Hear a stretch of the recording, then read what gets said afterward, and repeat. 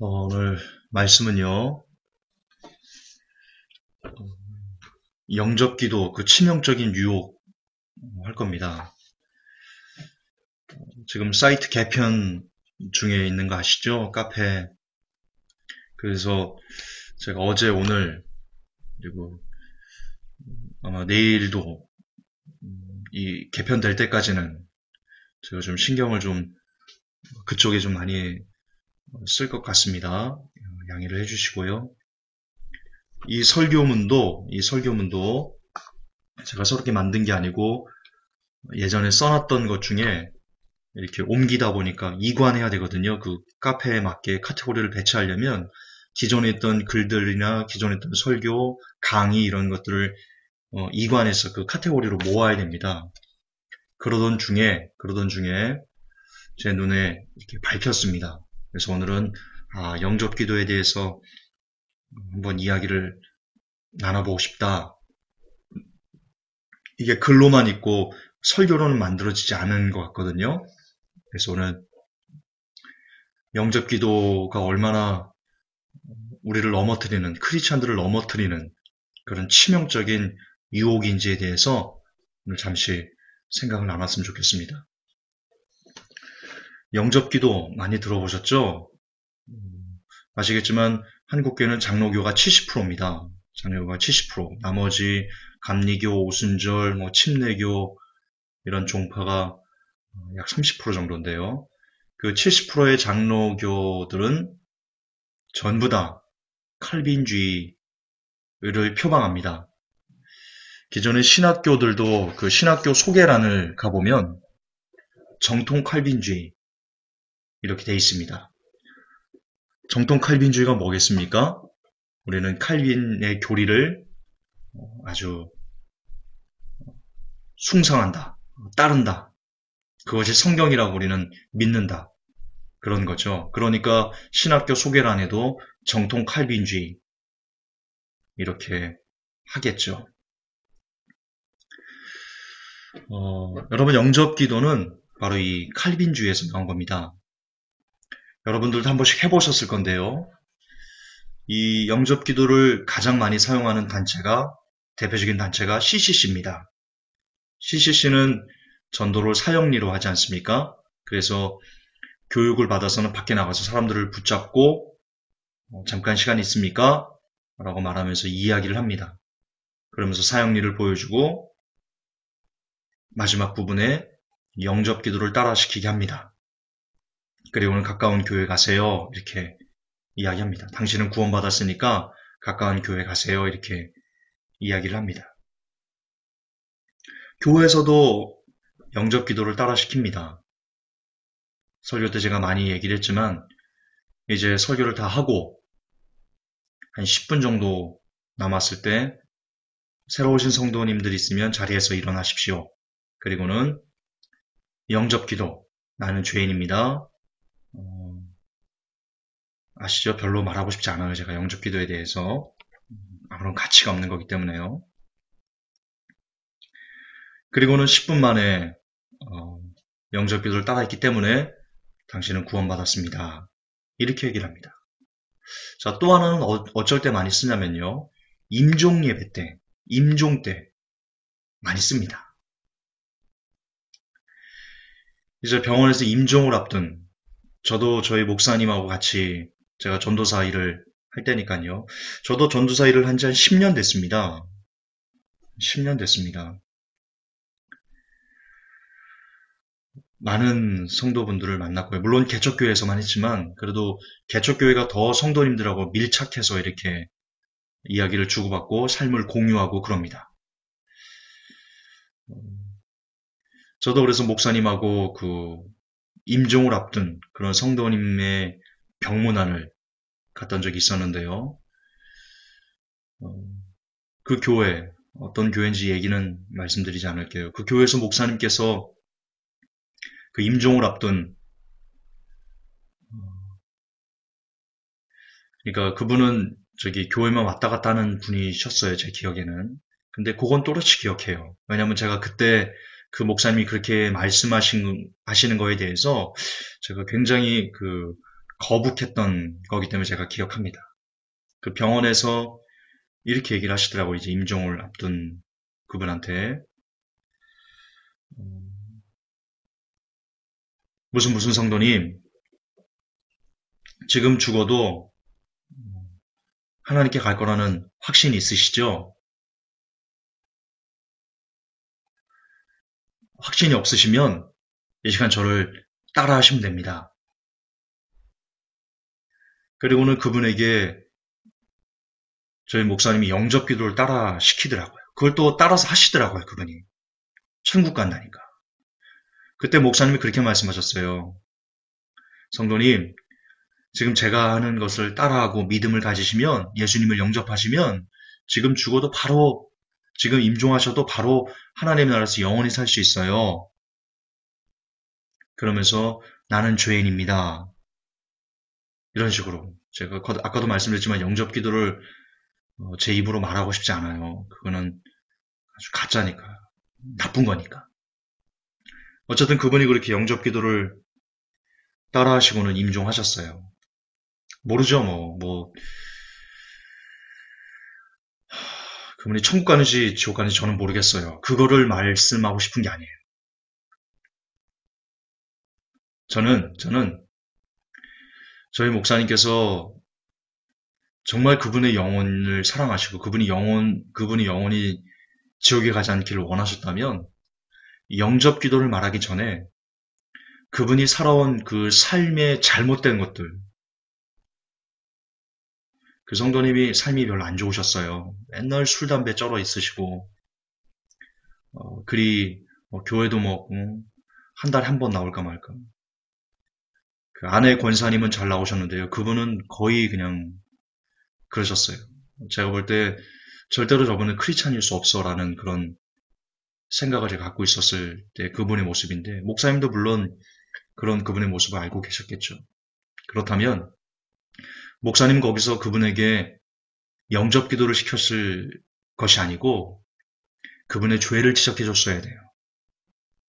정말 그분이 천국 가기를 원한다면 성도님 이제 얼마 이제 임종을 앞두고 아시죠? 그분도 아시니까요. 암이니까. 암 선고로 이제 사형 선고를 받으신 거니까. 이제 얼마 남지 않았으면 이렇게 정직하게 얘기해주고 병원에서 가망 없다고 이제 임종 이제 얼마 안 남았다고 그랬는데 그걸 다 알고 환자도 알고 그러는데 뭘 속일 필요가 없잖아요. 그러면 목사님이 마지막 임종 예배를 드리러 가주셨으면 정말 그 영혼들을 위한다면 말해줬어야죠. 성도님 아시겠지만 성도님 사형 선고 받으셨어요. 이제 성도님 얼마 안 있으면 임종하실 거예요. 근데요 성도님 죽음은 끝이 아니에요. 성도님 죽음은 끝이 아니에요. 죽고 난 후가 진짜 그 사람의 삶의 시작점이에요. 만약에 지옥이 있으면 어떡할 거예요? 성도님 교회 믿음 없는 거 알아요. 그러니까 한 달에 한 번씩 오고 길거리에서 술 드시고 고래고래 소리 지르시고 저한테 담배 피다가 몇 번 걸리셨죠? 그리고 듣기로는 아내 권사님을 때리기도 하셨다고 제가 들었어요. 성도님은 죄송하지만 성도님이 아니에요. 성도님은 크리스찬이 아니에요. 그런데 지금 성도님이 이대로 크리스찬이 아닌 상태로 돌아가신다면 제가 설교했을 때 그러니까 제가 한 말이 아니고요. 목사님이 그렇게 하셨다는 것을 제가 지금 그 목사님에게 저를 이렇게 투영시켜서 제가 설명을 하는 거예요. 무엇이 옳은 건지 그렇게 얘기를 하고는 그분한테 근데 제가 설교 때 성도님 가끔 들으셨지요? 지옥이 있다고 지옥이 사람마다 불러서 소금짓 하는 곳이라고 들으셨지요? 그거 기억나시지요?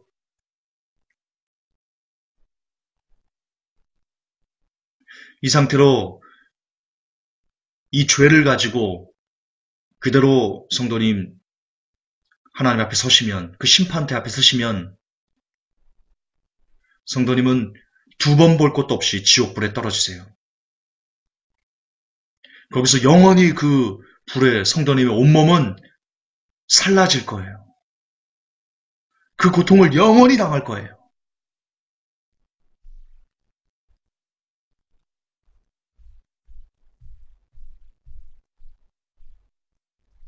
이 시간 성도님은요, 그 죄를 회개하셔야 돼요. 그 죄를 버리셔야 돼요.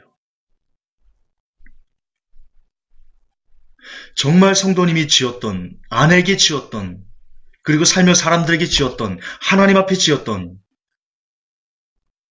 그 무수히 더러운 쓰레기들, 그 죄악들, 정말 진심으로 자복하고, 진심으로 통회하고, 하나님 앞에 내가 산다면, 내게 살 수 있는 시간이 있다면, 내가 두 번 다시 하나님 앞에 이런 범죄를 하지 않겠습니다라는 그런 피가 끓는 각오로 회개하셔야 돼요. 왜냐? 그게 예수님 믿는 거기 때문이에요.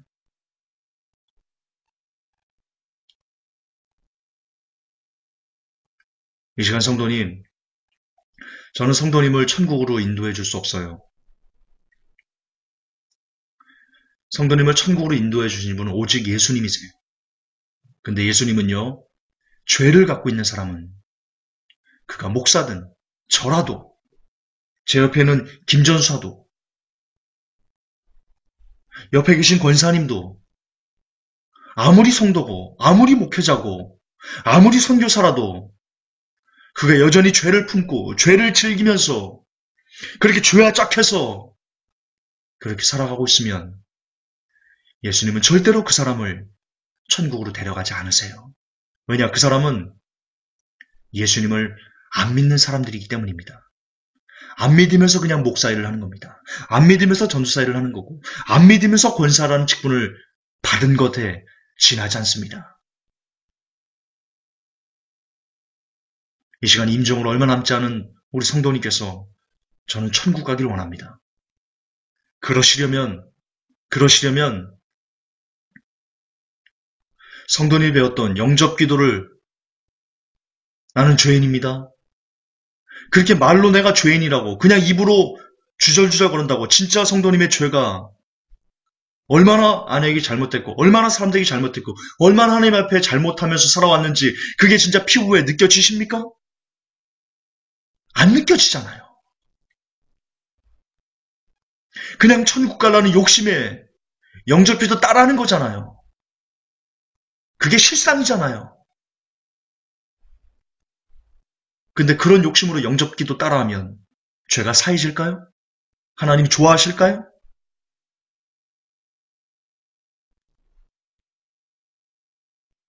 그럼 사기치는 거예요.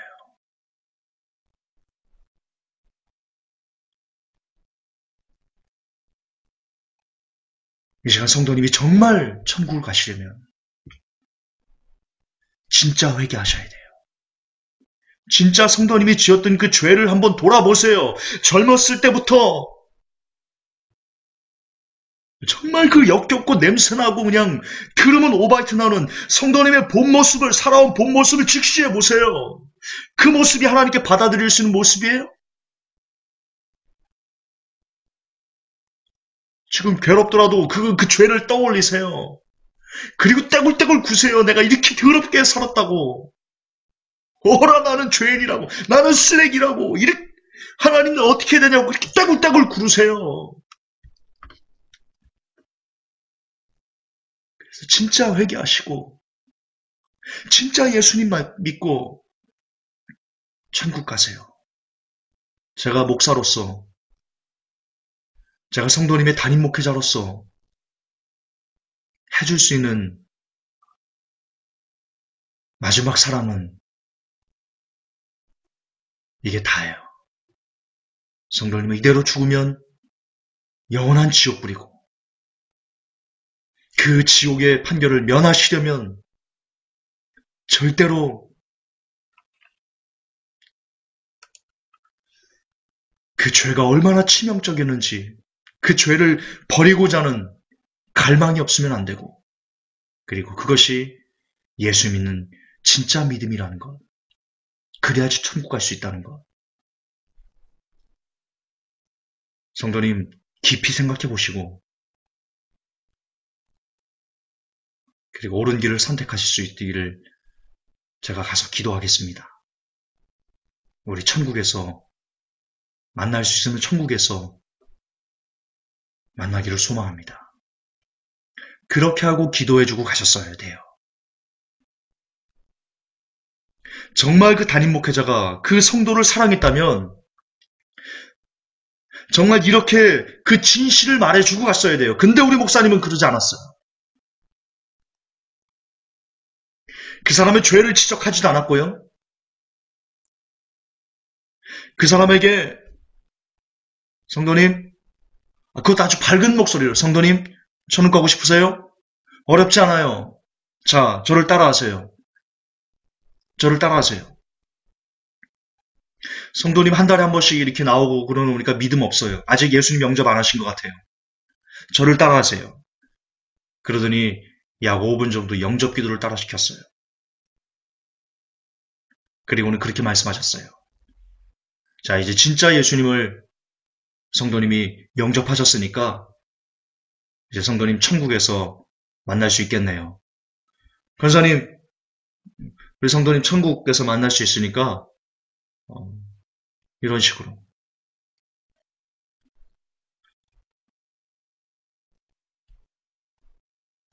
그리고는 거기 병원에 있는 홍삼을 따서 드시고는 저도 하나 주시고 그리고는 밖으로 나왔어요. 그리고는 헤어졌어요.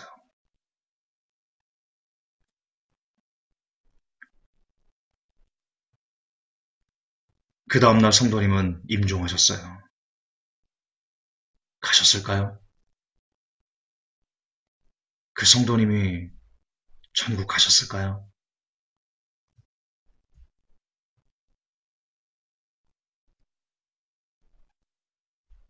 못 가셨을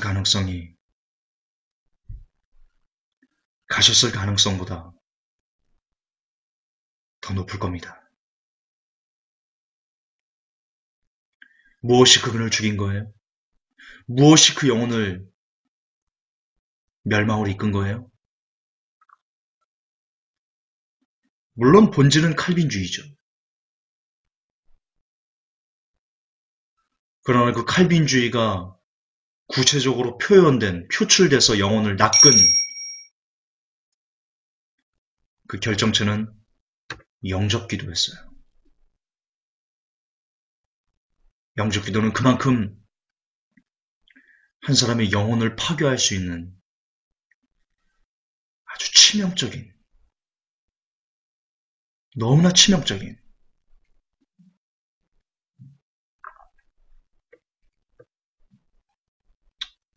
원래 이 부분에서 너무나 치명적인 쓰레기예요. 이렇게 딱 나와야 되는데 제가 요즘 설교하다 말이 좀 이게 툭툭 끊기죠. 제가 되도록이면 언어를 순화하려고 제가 이렇게 많이 애를 쓰다 보니까 그 필요할 때 그때 이 독설 비슷한 이걸 딱 써야 되는 그게 안 되다 보니까 막히는 겁니다.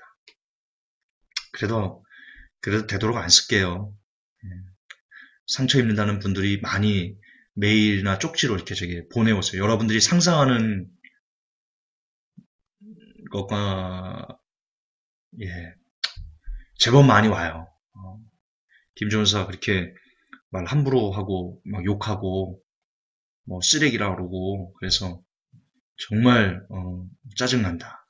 이런 식의 메일과 쪽지가 많이 와요. 그래서기라기보다도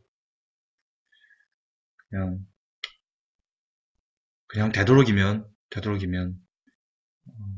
순화된 언어를 쓰는 게 하나님께서 좀 더 영광이 되겠다 싶어서 하는 겁니다.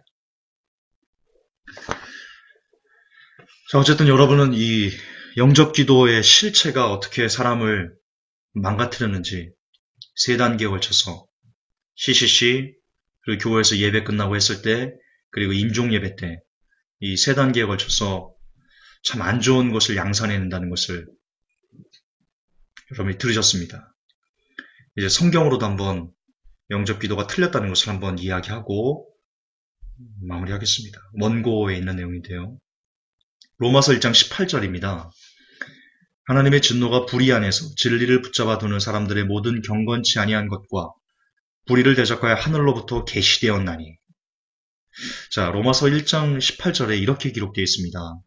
하나님의 진노가요, 불의 안에서 진리를 붙잡아 두는 사람. 이거 어렵게 생각하지 마세요. 하나님의 진노가 불의를 행하는 사람들, 모든 경건치 않은 일을 행하는 사람들, 그런 사람들이 하나님의 진노가 임할 것이다. 지금 성경은 그렇게 로마서 1장 18절에서 얘기하고 있거든요. 그런데 우리가 사는 세상은요, 무척이나 이상한 믿음이 존재합니다. 하나님께서는 그리스도인들은 벌하지 않는다는 희한한 가르침입니다. 자, 로마서 1장 18절에 분명히 하나님의 진노는 불의를 행하는 사람들, 불의와 착하는 사람들에게 하늘로부터 계시되었다. 이렇게 얘기하고 있는데 어떤 믿음을 우리가 갖고 있냐면 그래 좋아. 그런데 그리스도인은 그 진노에서 벗어나. 이렇게 얘기를 한다니까요. 여러분 양심을 대고 한번 우리가 논리적으로 한번 생각해 봅시다. 내가 크리스찬이에요. 내가 예수 믿고 교회 다녀요. 내가 목사예요. 근데 내가 횡령하고 논문 표절하고 설교 표절해서 설교 표절은 좀 다른 문제인가요?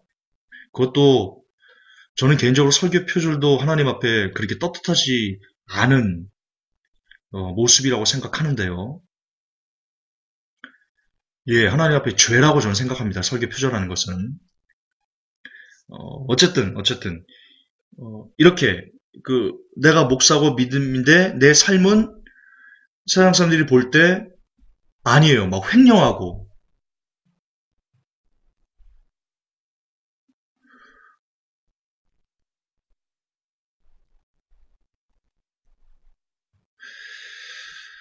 자, 그런데 그렇다면 그런 삶을 사는데 내가 크리스찬이고 내가 목사기 때문에 하나님의 진노가 내게 임해서는 안 된다? 임하지 않을 것이다? 이렇게 생각하는 게 여러분 양심으로 한번 보세요. 양심으로. 그게 옳을까요? 그게 하나님이 그렇게 하면서도 하나님이 나는 참 공의로워 그렇게 말씀하셔야 하실 수 있을까요? 자, 반면 여러분이 집사님이세요. 남자 집사님이에요. 내가 교회 다니고 집사고 교회에서 20년을 봉사를 했어요. 그런데 그분의 삶은 역시 너무 처참할 정도로 냄새가 나요. 역겨워요. 더러워요. 그러면 그런 역겹고 더러운 삶을 살면서도 내가 교회 다니고 집사하기 때문에 하나님의 진노가 나는 비껴가야 되나요? 그렇게 믿어야 되나요, 우리가? 로마서 1장 18절 하나님의 진노가 불의 안에서 불의를 행하는 사람들에게 하늘로부터 계시되었다는 것은 이건 넌 크리스찬들 얘기하는 거야. 우리 크리스찬들은 여기에 해당하지 않아 라고 그렇게 생각해야 되나요? 그게 하나님의 공일까요? 자, 성경에 보면요. 하나님께서 나는 공의롭다라고 말씀하셨어요. 공의가 뭐예요? 여러분 공의의 정의가 뭐예요? 옳고 그름, 시시비비를 정확하게 따져서 그의 대로, 그 상응대로 죄가 있으면 벌하고 공이 있으면 상을 주는 것. 이게 공의예요. 공의의 정의라고요. 여러분 세상에서도요. 우리가 이 불의가 판을 치는 이 세상에서도요. 여러분들이 다른 사람 돈을 훔쳤어요. 횡령했어요. 그래서 사기쳤어요. 여러분들이. 고소해요. 재판 받아요. 재판에서 사기가 드러나면 어디 가요? 교도소 가죠. 교도소 안 가면 뭐라고 말해요? 사람들이. 그 재판관을 뭐라고 말해요? 참 무슨 그렇게 재판을 합니까? 어디서 법을 배웠습니까? 그러고 당신이 재판장입니까? 어떻게 이렇게 불의한 재판이 있습니까? 안 그러실까요? 제가 소원이란 영화를 봤어요. 소원. 좀 됐어요, 본지. 그게 초등학생 아이를 성폭행한 실제 있는 사건을 모티브로 해서 만든 건데요. 그 아버지가 설경구인가 그럴 거예요. 설경구 맞나? 예, 그 소원이 아버지가 설경구예요. 재판 때요. 이 재판이 완전 가짜 재판이었어요. 이 사람이 심신미약으로요. 너무나 형량이 적게 받았어요. 그러자 설경구가 어떻게 행동하는지 아세요? 왜 재판석에 있는 그 이름 명패, 그 플라스틱으로 된 그걸로 흉기가 될 수 있는 거 있죠? 그걸 슬그머니 들고는요, 그 재판 그 피해자를 때려서 죽이려고 합니다. 그때 소원이가 울면서 그 설경구를 이렇게 딱 안아요. 아빠, 아빠 그러지 마, 아빠. 그럼 설경구가 같이 그 소원이를 안고 막 같이 웁니다. 왜 설경구가 그렇게 분노했겠어요? 재판장이 공정하지 못하게 재판했기 때문이에요. 자, 뭘 할 수 있어요? 우리가 그걸 통해서 뭘 할 수 있어요? 세상에서의 재판장들도 죄를 지은 사람에게 죄에 대한 그 죄값을 명백하게 판결하지 않으면 사람들이 그 재판을 보고 분노하게 된다는 겁니다. 그리고 재판장은 막 뭐라고 욕을 하면서 네가 재판장이야? 그러고도 법을 집행하는 사람이라고 말할 수 있어? 법이 만인 앞에 평등하다고 할 수 있어? 이렇게 삿대질한단 말입니다. 만약 잘 들어보십시오. 만약 이 재판이 어떤 크리스찬이 재판장에 이 세상 재판장에 법을 어겨서 범법해서 다른 사람을 사기쳤어요. 사기쳐서 100억은 너무 많죠, 우리한테는. 2천만 원을, 우리는 2천만 원도 크잖아요. 그렇죠? 그래야 피부에 와닿지. 2천만 원을 사기쳤어요. 그 목사님이. 법정에 갔어요. 이제 재판해요. 막 여러 가지 증거해가지고, 막 검사가 막 이렇게 얘기하고, 절대 부인할 수 없는 그런 사기라는 것이 입증이 딱 됐어요. 재판장이 이제 그 사람을 실형을 때려야 되는데요. 그 재판장이요. 분명 사기라는 것이 명백하게 증거도 있고, 증인도 있고, 여러 가지 빼도 박도 할 수 없는 것 때문에 그 재판장이 그 목사님이 2천만 원을 사기쳤다는 것을 그 재판석에 있는 모든 사람이 다 알아요. 모든 사람이 다 알아요. Everything, everybody 모두 다 알아요. 걔도 알아요, 걔도 알아서 이 사기를 친 목사님을 보고는 막 짖어요. 사기꾼이야! 당신은 사기꾼이야! 이렇게 막 짖어요. 근데 딱 한 사람만 그분의 죄를 용서해줘요. 재판장이요. 그걸 다 듣고는요. 이렇게 얘기합니다. 자, 피고 무죄. 막 들고 일어나 재판장이 막 술렁 개가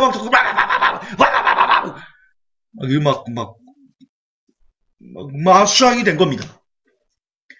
근데 재판장이요. 그 피고 목사님을 무죄라고 한 이유가 뭐냐면 딱 하나입니다. 이 사람은 크리스찬이기 때문에 땅땅땅 무죄. 어떨까요, 재판장이? 재판장이 어떻게 변할까요? 그 안이 그분한테 2천만 원을 뜯긴 김관우 전도사는 제가 뜯겠다는 게 아니고요. 그 가정에서 어떨까요? 제 성격에 식음을 전폐하고요. 왜 할머니들 보면 그 드라마나 이런 데서 할머니들 보면 지금 제가 텔레비전을 본다는 게 아니고 옛날에 많이 봤죠. 할머니들 보면 왜 흰띠 막 두르고 막 얼마죠? 아이고 막 이러잖아요. 제 성격이에요. 제가 그럴 겁니다. 2천만 원을 띄고 이제 승소했는데 재판장이 그 목사님이 크리스찬이라는 이유만으로 무죄 딱딱 선고하면요. 제가 집에 들어가서 들어 누울 겁니다. 흰띠 막 내고요. 아유, 그 재판장, 아이고, 그 나쁜 놈아, 아유. 제가 그럴 겁니다. 제 성격에 화를 못 이겨가지고. 제가 화병으로 죽을 수도 있습니다. 제가 성격이 더러워서. 이처럼 세상의 법정에도 이처럼 불의가 만연한 이 세상의 법정에서도 죄를 죄로 지적하지 않고 그 죄에 대한 죄값을 온전하게 치르게 하지 않으면 폭동이 일어나고 막 들고 일어납니다. 하물며 하나님 아버지께서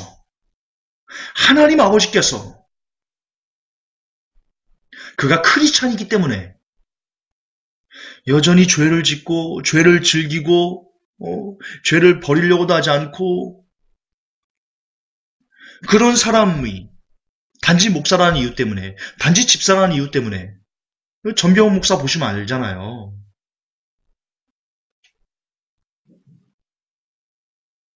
그런 엄청난 죄를 짓고도 단지 목사라는 이유 때문에 하나님이 용서하실 것이다? 이게 공의라고 보세요? 그래놓고도 하나님께서 나는 공의로운 하나님이셔 라고 말씀하실 수 있을 것 같으세요? 정말 하나님께서 공의로우시다면요, 크리스찬들을 더 심하게, 더 강력하게 시시비비를 가리셔야 돼요. 왜? 아버지들 있잖아요. 아버지가 진짜 아들을 사랑한다면, 자기 자녀를 사랑한다면, 다른 아이들에게는 조금 관대하게 대할지라도요, 자기 아들에게만큼은, 자기 딸, 자기 자녀에게만큼은요, 정말 칼같이 그들의 못난 모습들, 잘못된 모습들을 잘라준다고요. 아버지니까, 사랑하니까. 왜냐? 그래야지 그 자녀들이 바르게 성장할 수 있으니까. 똑같이, 자, 우리 창주 형제가 아들이 있다고 예를 들고, 제가 아들이 있다고 예를 들어 봅시다. 자, 제가 창주 형제 아들이 어떤 죄를 지면요, 제가 그 아들을 막 회초리 때릴 수 있어요? 아니죠. 창주 형제가 그건 해야 되는 거죠. 왜? 창주 형제 아들이니까. 제 아들도 제 아들이니까 제가 때리는 거고. 이렇듯이 오히려 세상 사람들에게 더 관대하고 크리스찬들에게 더 다소 빡빡하게, 다소 타이트하게 대해 주셔야 되는 것이 하나님과 크리스찬들의 관계일 겁니다. 왜? 우리는 크리스찬들은 하나님을 아버지라고 부르잖아요. 그런데 오늘날 우리는 어떤 믿음을 갖고 있냐면, 우리는 크리스찬이기 때문에 하나님의 진노는 절대로 우리를 비껴가. 우리는 아무런 어떤 죄를 지어도 우리의 구원은 절대로 잃어버리지 않아. 그 하나님의 진노가 우리를 비껴가니까. 이게 크리스찬의 특권이야 라고 말한다니까요. 이걸 아멘 한다니까요, 성도들이. 이런 이런 회개망측한 믿음이 어딨어요? 이런 불의한 믿음이 어딨어요? 이런 불합리한 믿음이 어딨어요? 그러니까 세상 사람들이 기독교를 향해서 개독교라고 욕하는 거예요. 너무 불의하니까. 자기들이 봤을 때 너무 있을 수 없는 그런 일이니까. 무슨 신이 그래? 일반 사람들이 그렇게 얘기를 해요. 우리가 이렇게 얘기를 하면 하나님의 진노는 절대로 크리스찬들을 비껴가. 어떤 죄를 지어도 그는 구원받았기 때문에, 영적 기도했기 때문에 그는 절대 구원을 잃어버리지 않아 라는 말을 들었을 때 세상 사람들이 그런다니까요. 무슨 신이 그래? 무슨 신이 그렇게 불합리해? 불공정해? 아, 나 그런 하나님 안 믿을래. 여러분, 이해가 되는 거예요. 그 세상 사람들의 그 비판이요, 온당하다고요. 그리고 하나님은 그렇게 말한 적이 없어요, 성도들에게. 성경은 분명히 불의한 자에게, 불의를 행하는 사람은 하나님의 진노가 그 위에 있어. 불의하지 마. 네가 크리스찬이면 불의하지 마. 너 크리스찬이야? 죄 짓지 마. 크리스찬이야? 포르노 즐기지 마. 크리스찬이야? 술, 담배 하지 마. 크리스찬이야? 다른 사람 아프게 하는 거 하지 마. 크리스찬이야? 그럼 거룩하게 살아. 크리스찬이야? 깨끗하게 살아. 크리스찬이야? 진솔하게 살아. 이게 성경이 말하는 바예요. 성경이 어디 크리스찬이야? 담배 펴도 돼. 크리스찬이야? 술 마셔도 돼. 크리스찬이야? 포르노 즐겨도 돼. 크리스찬이야? 횡령 그까짓 그 일도 아니야. 어디 그렇게 가르쳐요. 하나님의 진노에서 너는 벗어났으니까 괜찮아. 어디 그렇게 가르쳐요, 성경에.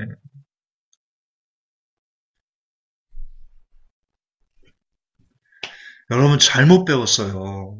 정말 너무 오랫동안 우리가 정말 이상한 믿음에서 살아왔어요.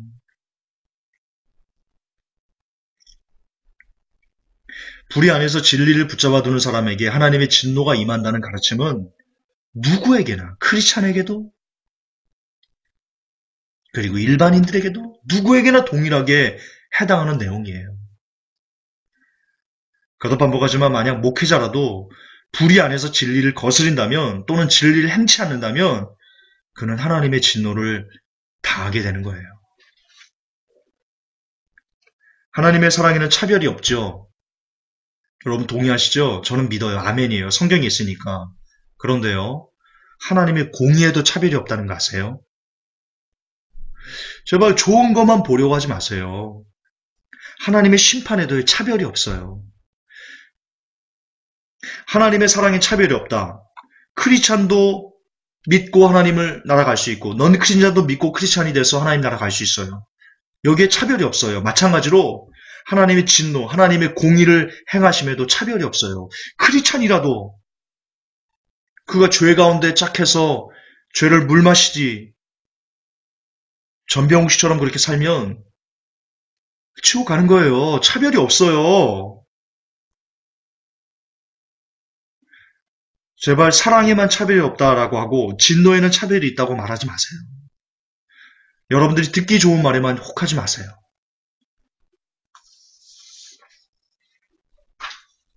듣기 좋은 말에만 아멘하는 것은요, 욕심이에요. 설교 시간 내에 졸다가 목사님께서 복 받을지어다라고 말하면 자다가도 벌떡 깨어서 아멘! 그 욕심이에요. 믿음 아니에요. 욕심이에요. 믿음이에요. 믿음 아니에요. 권사님, 그 믿음 아니에요. 장로님, 그 믿음 아니에요. 집사님, 그 믿음 아니에요. 오히려 진짜 믿음은 혹 설교 시간에 졸다가도 지옥 갈 수 있습니다. 그러면 아멘 하셔야 돼요. 물론 설교 시간에 졸면 안 돼요.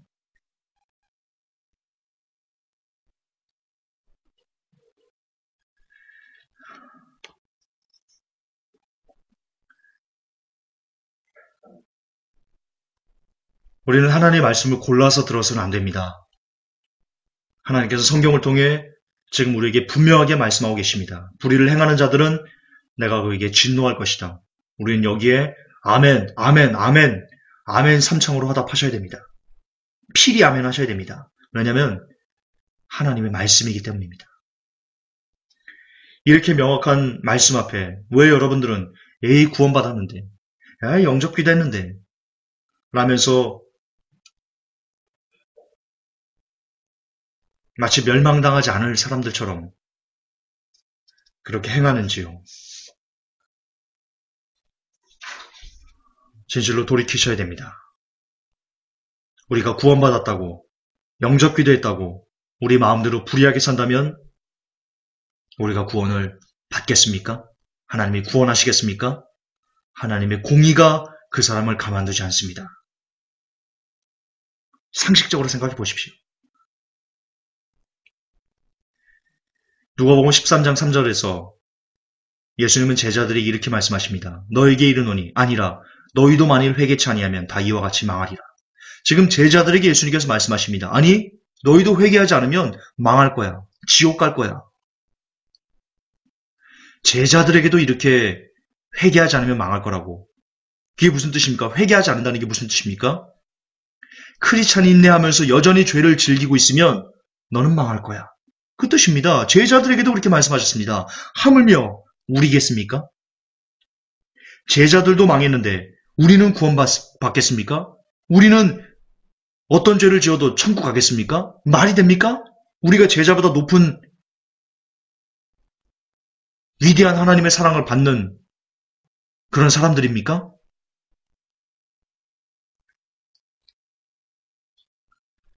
그렇습니다. 한 번 구원은 영원한 구원이 아닙니다. 영접 기도는 구원의 보장이 아닙니다. 불의하지 않으셔야 됩니다.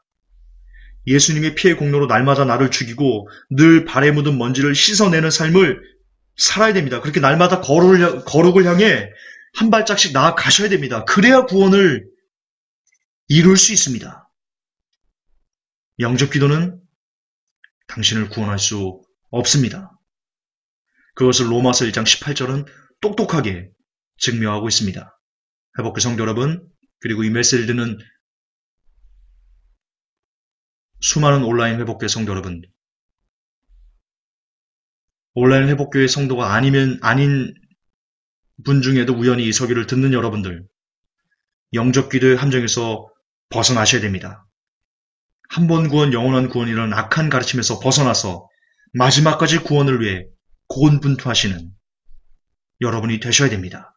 그 길이 진짜 여러분을 구원으로 인도해주는 하나님의 구원론입니다. 하나님, 오늘날 영접 기도로 얼마나 많은 성도들을 죽음으로 밀어넣고 있는지 가슴이 아픕니다. 마음이 아픕니다. 안타깝습니다. 이 마지막 시대, 이제 하나님의 구원론을 회복시켜 주옵소서. 회복교회가 그 일을 감당케 하여 주옵소서. 그래서 한 명에게라도 그동안 잘못된 구원론 때문에 한 번 구원, 영원한 구원, 영접기도 이런 걸로 어떤 죄도, 어떤 불의를 행해도 진노가 나를 덮쳐서 지옥으로 끌고 가지 않을 거야라는 잘못된 믿음이 회복되어서 아하, 내가 지금 이렇게 살면 죽겠구나. 내가 지금 이렇게 죄와 짝하면 내가 지옥 가겠구나. 아하, 빨리 돌이켜 거룩을 향해 나의 삶을 바꿔야 되겠다라고 말하면서 진짜 그의 삶에 크리스찬다운 향기와 냄새가 나는 하나님의 구원론을 삶에서 행해가는 진짜 영혼들 되게 하여 주시옵소서. 우리 주 예수님의 이름으로 기도합나이다. 아멘.